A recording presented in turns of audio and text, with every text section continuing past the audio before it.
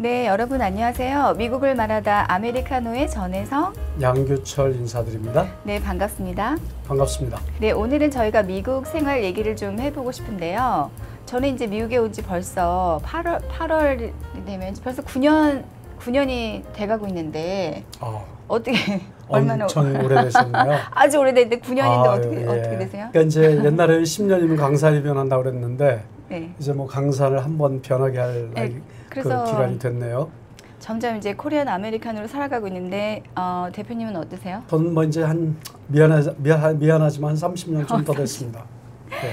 아이고. 미안합니다. 오래 살아서. 네. 예. 아주 그 젊은 그 인생의 중요한 부분을 미국에서 많이 보내셨네요. 한참. 그러니까 이제 뭐 반반 살았다고 봐요. 예, 제가 지금 미국에 산 게 32년 가까이 되니까. 네. 그런데 미국에서 살면서 글쎄 좀 아주 뭐 이렇게 돈을 많이 벌었다든지 사회적으로 성공을 했다 이런 건 없지만 그래도 한국에 있는 친구들과 좀 비교를 해보면 네. 좀 좋은 점들이 좀 있는 것 같아요. 우선 그 미국에서 좋은 점은 우리가 그냥 쉽게 생각하면 사람들이 미국에 이민 오는 이유를 물어보면 제일 큰 이유가 뭐라고 생각하세요?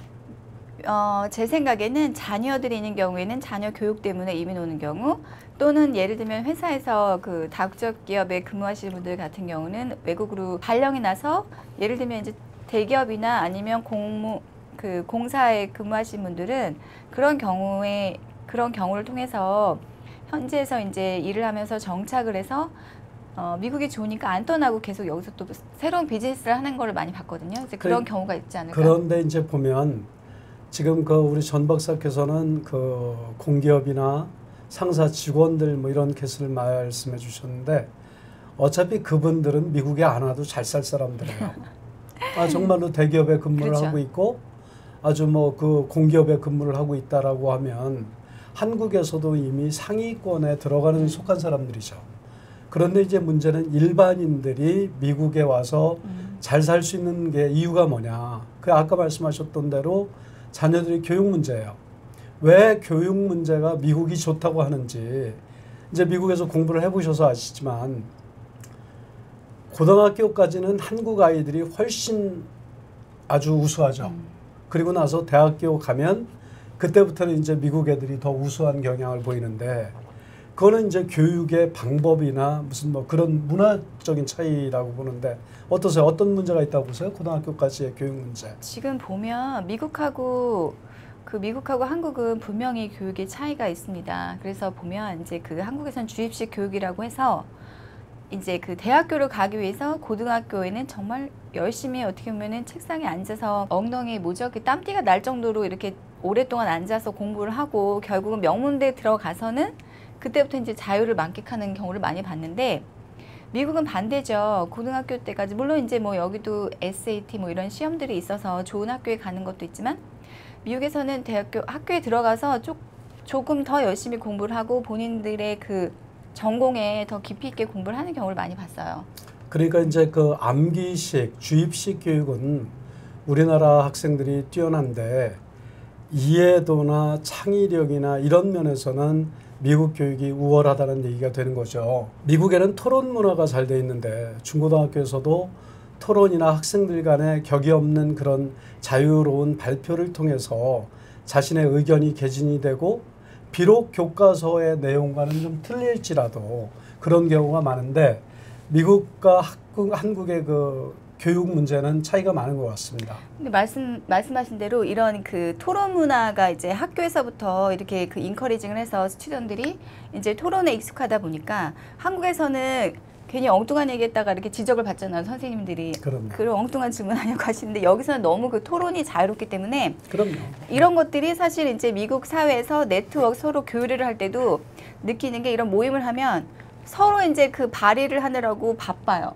그래서 이제 그 시간이 항상 오버가 되는데 한국에서는 어떤 세미나나 이런 것들이 끝나면 질문을 하라고 이제 그 Q&A 타임이 오면 그다음부터 이제 고요한 밤, 거룩한 밤이 되면서 서로 이렇게 남의 눈치를 보고 혹시 누가 똑같은 비슷한 나와 같은 비슷한 그 질의를 하거나 어떤 피드백을 하면 그때서 이제 또 어떤 그 뭔가 또 코멘트를 달고 이렇게 그런 아무래도 굉장히 획일화된 교육이 이런 부분을 낳지 않나, 이런 결과를 낳지 않나 그런 생각을 저는 해봅니다. 그렇습니다. 그러니까 교육 시스템의 문제가 좀 있고요. 또 한 가지 좋은 점이라고 그러면 미국은 고등학교까지 무상교육이 주어지고 그리고 대학교도 물론 이제 정확한 때에 고등학교를 졸업하고 가는 경우가 있지만 만약에 그 시기를 놓치더라도 갈 수 있는 방법들이 여러 가지가 있죠.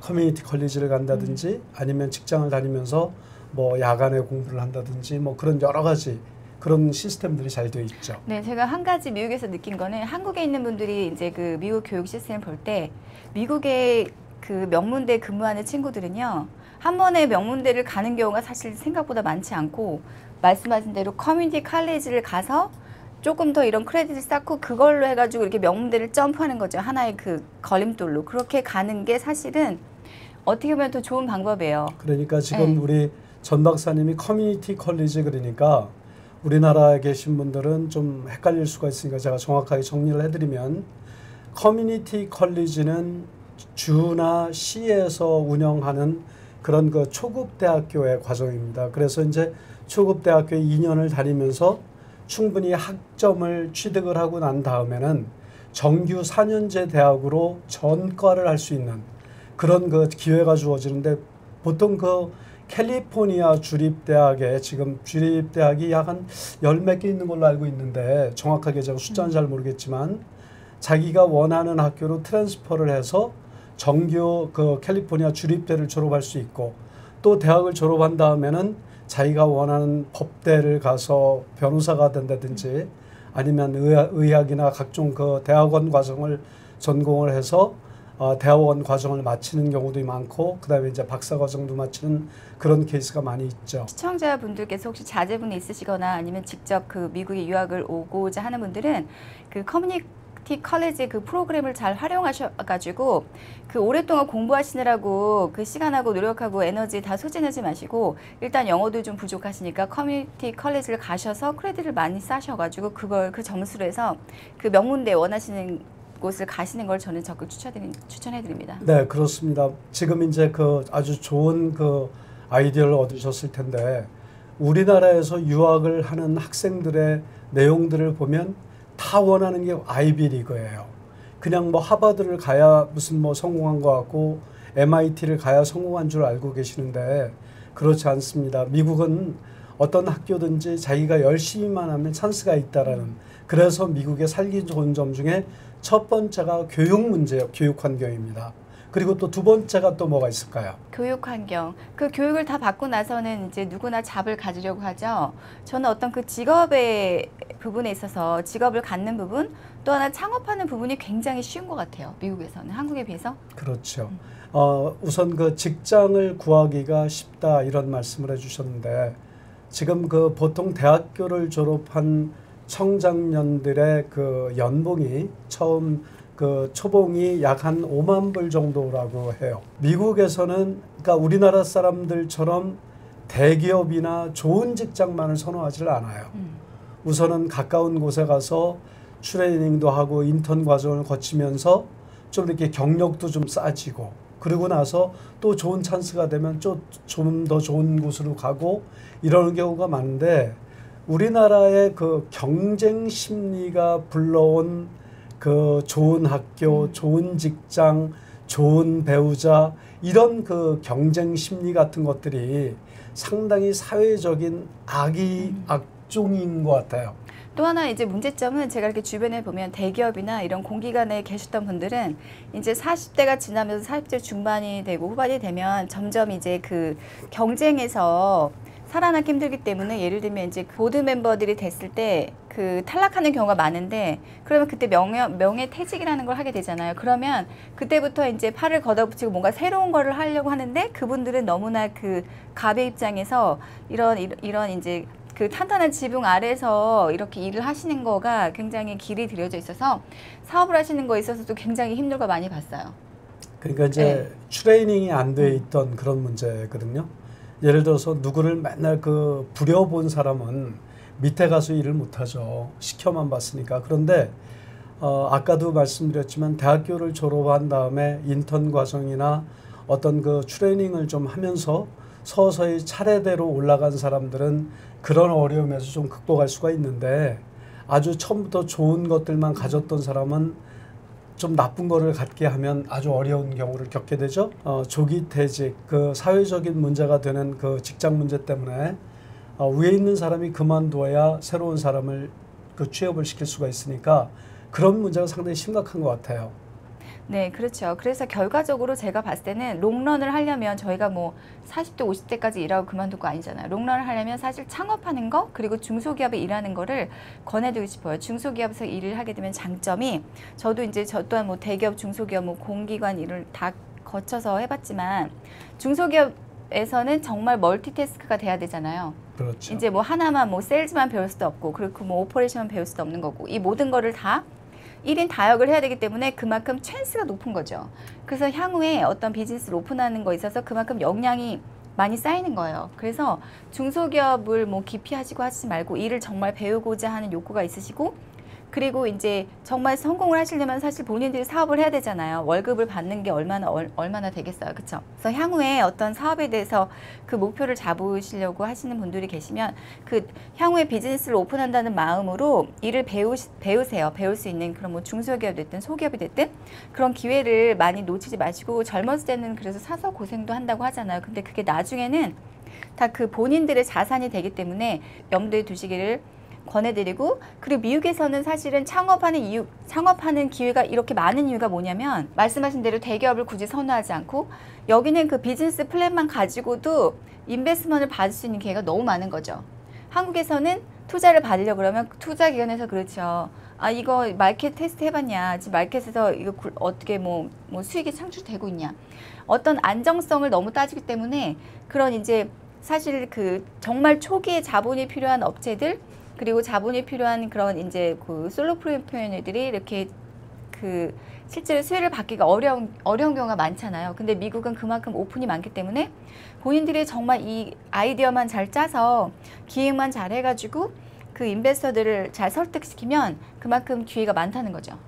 그러니까 이제 그 전문가라는 그 입장에서 상당히 그 뭔가 프로페셔널한 느낌이 들고 그 문제에 대해서는 잘할 것 같은 느낌이 드는 게 바로 전문가지만 실질적으로 기업의 오너가 되고 소규모 사업의 주인이 된다는 거는 하나의 그 지휘자가 되는 겁니다. 예를 들어서 어떤 사람은 바이올린을 키고 첼로를 피아노를 치는 전문가들이 있다면 그런 모든 것들을 총지휘하는 그 지휘자가 되고 감독이 돼서 그 비즈니스를 운영하는 거니까 무엇인가를 배우는데 어려워하지 마시고 도전하고 그렇게 해서 새로운 그 꿈을 좀 키워나가는 그런 조건이 되는 것들이 바로 미국이 아닌가 싶습니다. 그리고 미국의 레주메를 봤을 때 예를 들면 잡을 구할 때 저희가 이제 느끼는 거는 어떤 한국과 차이를 느끼는 거는 거기에 어떤 나이를 기재한다거나 그런 부분이 없어요. 물론 우리가 뭐 어떤 학교를 졸업하는 그런 연도를 보면은 뭐 게싱은 할 수 있겠지만 어떤 거기에 뭐 본인들의 얼굴, 뭐 내가 젊은지 뭐 나이가 들었는지 이런 부분 예를 들면 표현할 수 있는 사진을 부착을 한다든지 아니면 거기에 어떤 뭐 나이를 묻는 이런 것들이 없기 때문에 어떻게 보면은 더 이런 차별이 굉장히 없고 모든 사람한테 그 공평하게 기회가 주어진다고 생각해요. 그 본인들이 어떤 그 레주메상에 그 레퍼런스만 확실하면 어떻게 보세요? 그럼요, 당연하죠. 그리고 이제 어차피 그 나이나 인종, 그다음에 성별에 관한 것도 어떤 차별을 두면 그것도 법적으로 문제가 되기 때문에 그런 거에 대해서 상당히 주의를 필요로 하는 거죠. 지금까지 그 두 가지를 알아봤어요. 우선 교육 문제하고 직장 문제. 그 두 가지를 알아봤는데 또 미국에 살면서 좋은 점이 있다면 또 뭐가 있을까요? 저는 다름을 인정한다는 거, 그 각자 개개인의 다름을 인정한다는 그거를 굉장히 높이 사고 싶고요. 이제 문화적인 그런 관점에서 그래서 보면 한국에서도 예를 들면 이제 성공한 기업가의 경우도 저는 봤어요. 그 자제분이 이제 좀 피지컬리 챌린지된 경우가 있었는데 미국으로 이민을 오겠다고 결심을 하시더라고요. 왜냐면 한국에서는 약간 이걸 이제 어떤 다르다는 거라고 생각하기보다는 조금 그거를 좀 크리티컬하게, 시니컬하게 보는 경우가 있어서 어떤 장애인 같은 경우에 그리고 뭐 여러 가지 그 주변의 시선이라든지 아니면 예전에 뭐 국회의원 같은 경우에도 그 어떻게 보면은 그 스토리를 만들 게 없어서 그런 부분까지 자제가 예를 들면 장인이다 이런 부분까지 그 여자 국회의원 같은 경우 그런 것까지 이렇게 시비를 거는 경우도 있었잖아요. 근데 그게 그렇죠. 저는 정말 황당했는데 그래서 한국에서 실제로 미국이 너무나 이런 부분에 있어서 오픈이 되어 있기 때문에 그리고 그냥 다르다고 보는 거죠. 그 뭐 그거에 대해서 어떤 뭐 깎아내리거나 이렇게 하는 게 아니고 뭐 다른 사람이 다른 어떤 신체적으로 다르기 때문에 어떤 다른 쪽에 이제 그 재능이 있다는 거를 그거를 이제 살리는 거에 많이 포커싱을 하고 사회적으로 제도적으로 이제 그분들을 뒷받침할 수 있는 것들이 너무 많기 때문에 그래서 저는 아직까지도 한국에서 미국을 아시는 분들은 그것 때문에도 이민을 오는 경우를 봤어요. 제가 이제 그 장애인들 좀 몸이 불편한 분들에 관련되는 취재를 많이 해봤어요. 그 지금 그리고 한국에서도 미국을 오고 싶어하는 가족 중에는 조금 이렇게 몸이 불편한 아이를 가진 부모들이나 그리고 한국에서 치료가 불가능한 경우에 미국을 오고 싶어하는 경우를 많이 봤습니다. 미국에서 그 슈라이러 하스핏 그 아동병원에 행사들을 가보면 목발을 메고 팔이 없고 갖가지가 어려운 장애를 불구하고 일반 아이들과 똑같이 뛰어다니고 운동하고 그저 조금 덜 빠를 뿐이고 조금 덜 익숙할 뿐인데 그런 것들을 그 받아들이는 사회적인 그런 모습들 그리고 또 한 번은 제가 그 왼쪽 팔이 없으신 분인데 나이가 한 70 정도 되신 캐나다 분인데 골프장에서 만나서 골프를 치는데 드라이버를 한 손으로 치세요. 근데도 약 한 200야드 정도 치는 걸 보고 제가 깜짝 놀랐어요. 그게 바로 사회적으로 인정을 해주고 아까도 말씀하신 것처럼 뭔가 틀린 것이 아니고 조금 다를 뿐이다라는 것들을 이해하는 그런 그 사회적인 그 이해나 그런 평가들이 상당히 중요한 문제가 아닌가 싶었어요. 그러니까 미국은 장애를 가졌던 인종이 다르던 피부 색깔이 다르던 나이가 먹었던 적게 가졌던 뭐 이런 거 가지고 차별을 절대적으로 금지하는 그런 차별 금지법이 상당히 발전돼 있습니다. 그 노후 대책은 어떻게 보세요? 이제 사회제도 보장제도인데 원래 그 요람에서 무덤까지라는 그 유러피안들 유럽이 가장 잘 돼 있죠 사회보장제도가. 그렇죠. 요람에서 무덤까지. 예, 이제 아마 기억이 날 거예요. 그랬는데 지금은 이제 미국에 제가 이제 거의 은퇴할 나이가 돼가는데 지금도 돈은 모아놓은 게 없지만 걱정은 들 돼요. 왜냐하면 미국이라는 나라에 그동안 성실하게 열심히 살았던 사람한테는 연금 혜택이 있고 그리고 또 만약에 그게 부족하다 그러면 미국 정부에서 제공하는 노인주택이라든지 또 각종 그 의료 혜택이라든지 여러 가지 혜택들이 많기 때문에 설마 정말 그 아주 나이가 먹어서 우리나라처럼 쪽방촌에서 그리고 홀로 외롭게 쓰러져서 죽어가는 그런 일은 없을 거라는 생각 때문에 미국에는 사회보장제도가 그래도 오픈돼 있고 그리고 어려운 사람들을 도와주는 것들이 아주 그 당연시 돼 있는 그런 문화 때문에 상당히 좋을 거라고 생각을 해요. 그렇죠. 그리고 제가 알기로는 어떤 예를 들면 그 트래픽 티켓을 받던 아니면 어떤 거에 있어서 바이올레이션이 됐을 때 그 바이올레이션을 받게 됐을 경우에 이제 그 사회 봉사를 하는 경우를 많이 봤거든요. 그러니까 뭐든지 그래요. 그 무슨 뭐 자동차 티켓뿐이 아니고 어떤 범죄에 연루돼서 무슨 뭐 그 구형을 받고 선고를 받고 나면 거기에 이제 뭐 들어가는 게 여러 가지 형이 있겠죠. 구금형이 있다든지 아니면 벌금형이 있다든지 그리고 사회봉사형이 있고 그러니까 이제 사회봉사는 사회 그 어려운 곳에 같이 함께 그런 것들을 하면서 세상의 고마움을 느끼고 잘못된 것들을 반성하라는 그런 의미지만 특별히 어려운 데 가서 봉사활동을 하면서 그런 그 세상을 좀 보는 눈을 뜨게 하는 그런 면이 있겠죠. 네, 그래서 이제 어떤 그런 면들 그리고 그 제가 보니까 여기 미국 한국 분들은 연세가 제가 봤을 때 정정해 보이시는데 일을 안 하시는 분들 많이 봤는데 여기 미국에서는 무슨 예를 들면 교수 와이프가 됐든 뭐 캐셔를 하거나 아니면은 어떤 뭐 레스토랑에서 서빙을 하시거나 굉장히 나이 든 분들을 많이 봤어요. 그러니까 이제 그래서 그 정년퇴직 나이도 다르지 않나요? 근데 이제 그런 거예요. 그러니까 일찍 은퇴를 하면 일찍 늙는다는 얘기가 있어요. 일찍 늙으면 일찍 죽게 돼 있는 게 당연한 얘기겠죠. 그러니까 이제 수명을 연장하기 위해서 뭔가 재미를 붙이는 일이 있어야 되고 취미가 좀 있어야 되겠다 그렇게 해서 하는데 보통 65세가 되면 법적으로 은퇴를 할 나이지만 미국에서는 70이 돼서 연금을 받으면 좀 더 받아요. 그리고 65세에 받을 수 있지만 70세, 75세가 돼도 일할 곳이 있으면 얼마든지 일할 수 있고 그 문화가 너무 좋은 그리고 것 이 같아요. 주변에 보면 뭐 코스코라든지 홈디포라든지 여러 뭐 그로서리 마켓이라든지 뭔가 서비스가 필요한 업종 직종에서 나이가 관계 없어요. 네, 저도 많이 봤는데 그런 모습들 너무 이렇게 굉장히 아름다워 보이더라고요. 그러니까 이제 네. 그게 뭐냐면 우리나라 같은 경우는 스스로가 양반과 천민의 구분 그리고 좋은 직장과 그러니까 화이트 칼라와 블루 칼라의 구분 그리고 대기업과 소기업의 구분 그리고 좋은 대학과 나쁜 대학의 구분 있는 집과 없는 집의 구분 이런 것들이 너무너무 발달하다 보니까 늘 그것들이 남하고 비교하는 문화가 돼 있던 거죠. 그렇지만 미국은 어디서 무슨 일을 하든지 자기가 하는 일에 감사하고 만족을 하면 그게 바로 행복이고 그게 사회 공헌이라고 생각을 하는 거죠. 그렇죠. 그리고 주변에서도 그런 것을 존경하고 굉장히 그러면요. 디서플린하다고 하고 네. 열심히 산다고 하지 그거에 대해서 어떤 뭐 직업이 천하다고 해서 비교 안 하죠. 어떻게 저런 일을 네. 하나 나는 이런 일을 하나 이렇게 하는 경우가 정말 박사학위 가진 사람들도 많이 해요. 그럼요. 저도 많이 네. 봤고 그래서 그리고 특히 이제 제가 미국에서 봤을 때 그 만약에 본인들이 홈리스가 된다는 거는 예를 들면 이제 정말 뭐 의식주를 걱정하는 상황이 된다는 거는 본인들이 일을 안 해서 그렇지 일을 열심히 했는데도 불구하고 그렇게 됐다는 거는 미국에서는 있을 수가 없고요. 문제는 그들은 사실 이제 정신적으로나 아니면은 알코올을 너무 이렇게 알코올릭이 됐거나 이런 부분에 문제가 있는 거지. 제가 단언 드려요. 홈레스 미국에서 홈레스는요. 거의 99.99%가 마약, 알코올 아니면 각종 그 정신적인 질환이 있는 사람이에요.